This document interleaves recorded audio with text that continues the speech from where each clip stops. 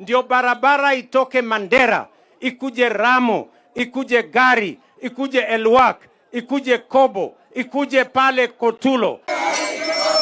Ni mĩario ya President William Ruto ica ikuhĩ rĩrĩa erĩga gũcera kaunti-inĩ cia rũgongo rwa bũrũri kũrĩa Ruto ateterithirie igũrũ rĩgiĩ tabarĩra makĩria cia waki wa barabara. Na karibu inakuwa tayari.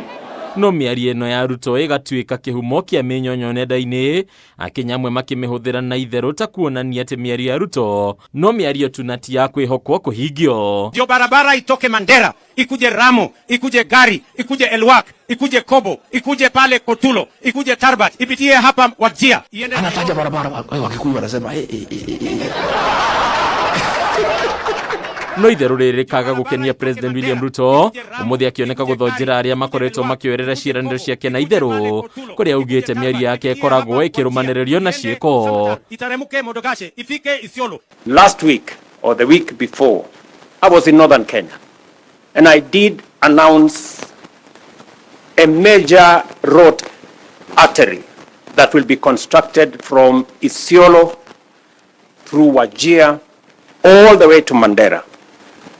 And many people assume or think it is a joke. Let me tell you, good people, you know, in this country sometimes we take matters of life and death as if it is a joke. Akĩaria hĩndĩ ya ũrugũri wa tabarĩra cia thitima gũkũ kaunti-inĩ ya Nairobi, Ruto atarĩria atĩ barabara iria aragia ũhoro wacio nĩ ciambĩrĩirie na nĩ ihinda Kenya mambĩrĩria kwĩyagĩrĩra ciĩranĩro cia thirikari ya Kenya Kwanza na gwĩciĩhoka. I am committed to delivering on that 750 kilometer of road from Isiolo to Mandera, because for a very long time we have left northern Kenya behind.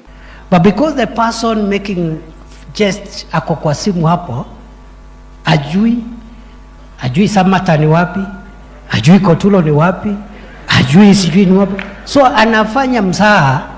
Hĩndĩ ya gĩikaro gĩkĩ President Ruto no ateterithĩtie atĩ thirikari ĩrĩ mũbango-inĩ wa gũkinyanĩria gwĩkĩra gwa thitima mĩciĩ-inĩ yothe bũrũri-inĩ. Rĩu akiuga makĩria ya Kenya mirioni 1.2 nĩ marĩkĩtie kwamũkĩra motungata ma thitima rungu rwa mũtaratara wa last mile, kũrĩa Akenya angĩ 460 matanyĩte kũgunĩka gũkinyĩria mũthia wa mwaka wa 2026. Kenya has made remarkable strides in electrification, increasing access from 29% in 2013 to 75% today, positioning us among the leading nations in sub-Saharan Africa. Kenya's Vision 2030, and indeed your own commitment, is to see universal access to electricity by the year 2030.